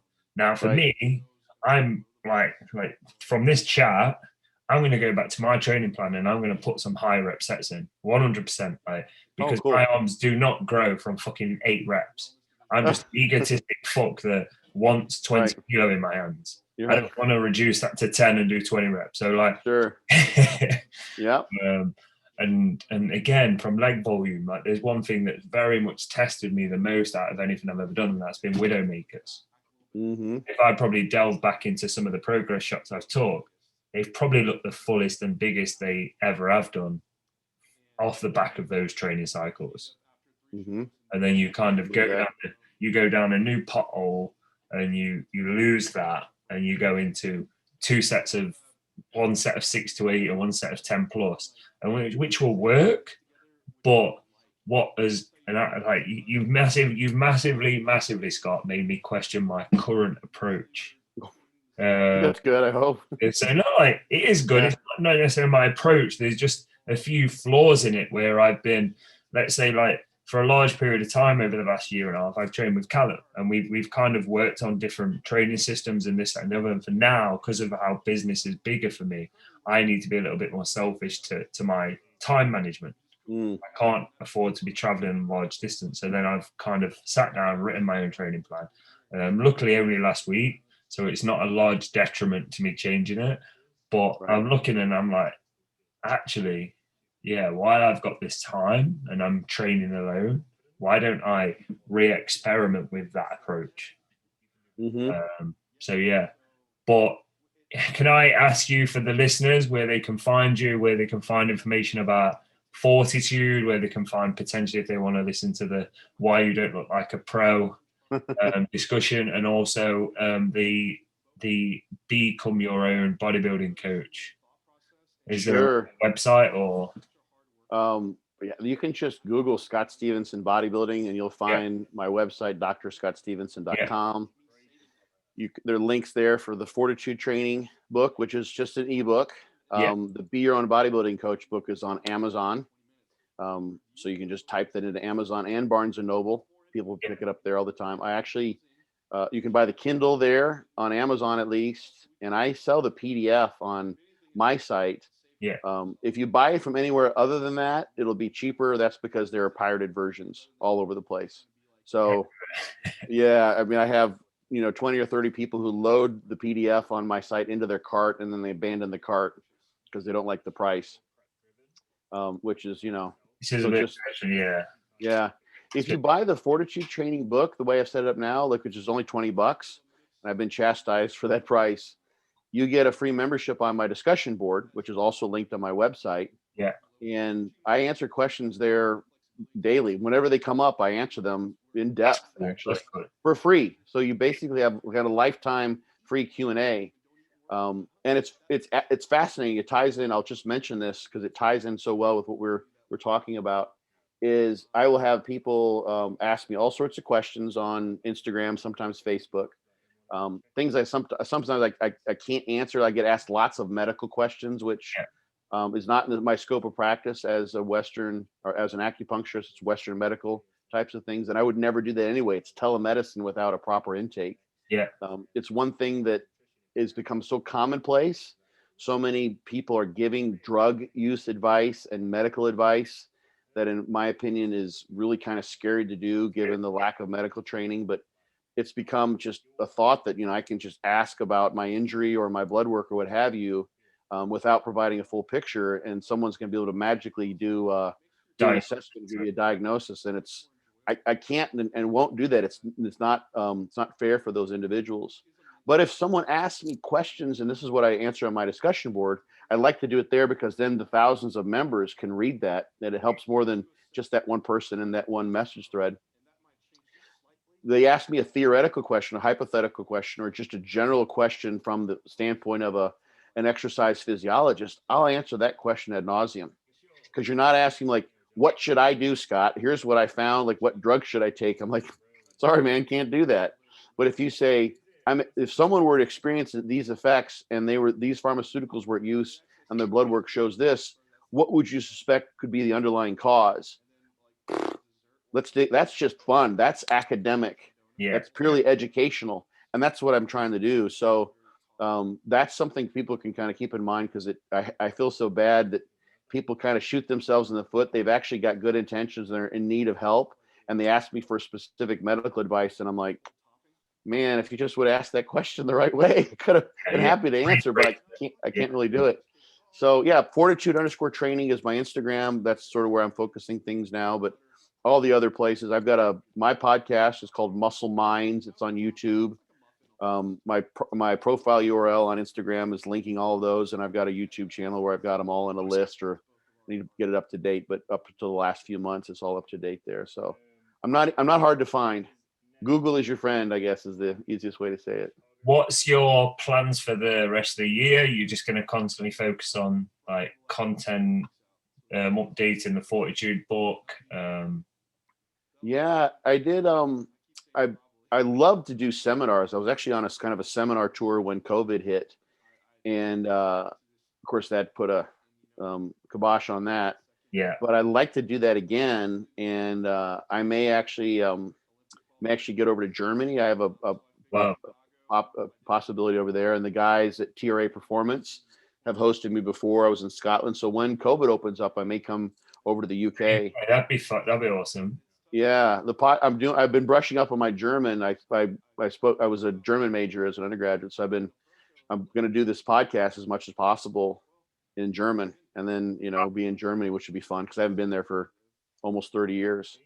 You'll do subtitles there, right? What on the podcast? Yeah. I don't know if they do. They probably can be automated, but yeah, we'll see.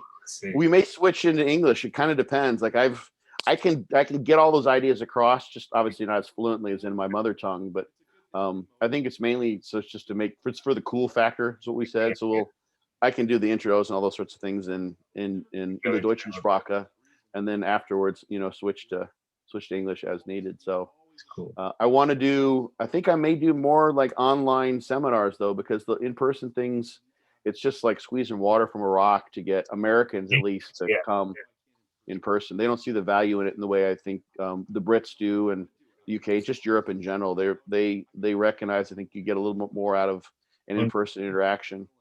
I think for me personally, if I know I'm going to a place on a set day and set time, I'm planned for that. If like I've watched seminars on here, and I can easily I can watch it, but I can easily get distracted. Yeah. Like for this to me it's not in person, it's a Zoom 1-to-1, but essentially like if this was me watching a seminar where I know that, let's say it's being recorded, right, in my head I'm almost like I can come back to it. Right. So like for me, seminars are key just for that factor, because I know I'm in a room amongst people, I've paid for my ticket, I've got my place, I'm there. Nothing outside of that room really matters. But when I'm sat here at a computer, say, I'm almost like, oh, who's messaged me? Right. Where's the squirrel? Yeah. At this seminar, like we did, I gave a talk, and then we went into the gym and we kind of combined, actually just showed, this was what the person who hosted the seminar, Asgard Gym here, it's in Bradenton, just south of Tampa. This is what Thor, he goes by Thor, Bryce is his real name. And he wanted to do, show some Fortitude Training set types, because those could be incorporated, as we've said, into other whatever system.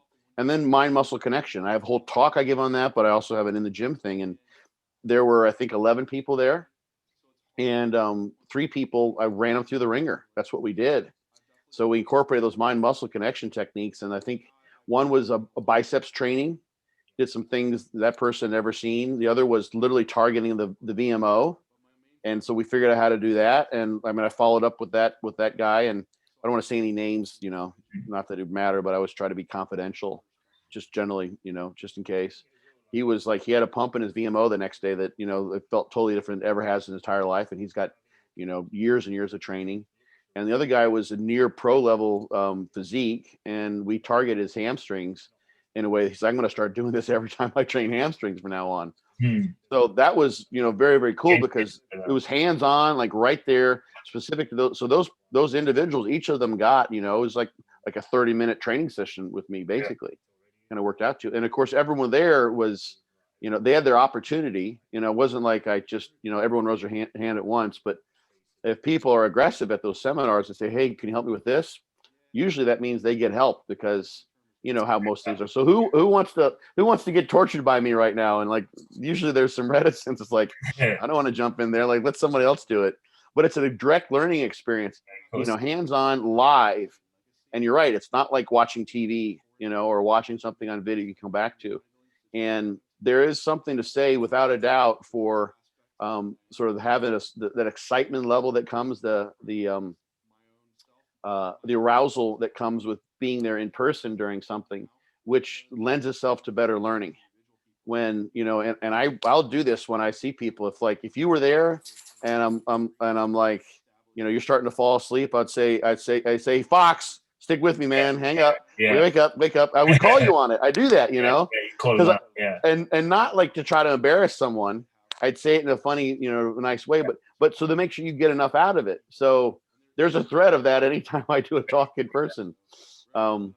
So yeah, there's something to say, but Americans just don't like this is something I've talked about with multiple people. They don't resonate in the way that I think consumers in Europe at least do. So I'll do some of those. I got a new version of the Fortitude Training book I mentioned I'm working on. So that's what I was asking. Yeah, lots of irons in the fire. Yeah, that's gonna be fun. You have to note. Well, you put a status out, not like a post when that's done. Yeah, I mean, I mentioned it, and I'm kind of reticent. I've gotten lucky. I've mentioned it maybe a couple times, and usually what that means is I have a few select people who want to ask me every month. Yeah. Whether it's come out yet, and I'm like, no, what I've done is blocked you specifically on all forms of social media to keep you in the dark. You're never gonna know. It's gonna be out for years. You're gonna be like, oh my God, how did I miss it? I will blast the living bejesus out of the advertising for that, just so people will know, because I don't want to have to answer those questions. I like to, at least sort of be conservative with my time. It's opposed to answering those questions. So yeah, I'll let people know for sure. Yeah. Well, thank you for coming on. I think everyone knows where to find you, what to look forward to, and so on. Yeah. And yes, like, subscribe, people. Definitely. Have a great day.